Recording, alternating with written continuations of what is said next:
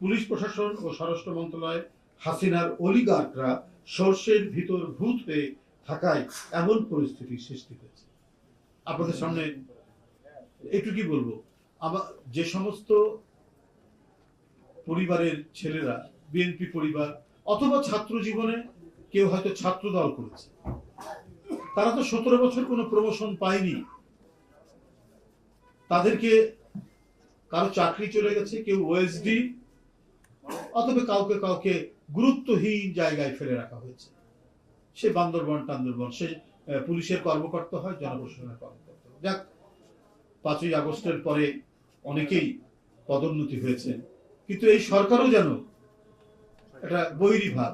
যদি কারো ছাত্র জীবনের ছাত্র দলের ব্যাকগ্রাউন্ড থাকে, তাকে কোনো গুরুত্বপূর্ণ জায়গা দেওয়া হয়, দিলে পরেও তাকে সরিয়ে দেওয়া হচ্ছে। এটা একটা অদ্ভুত ঘটনা।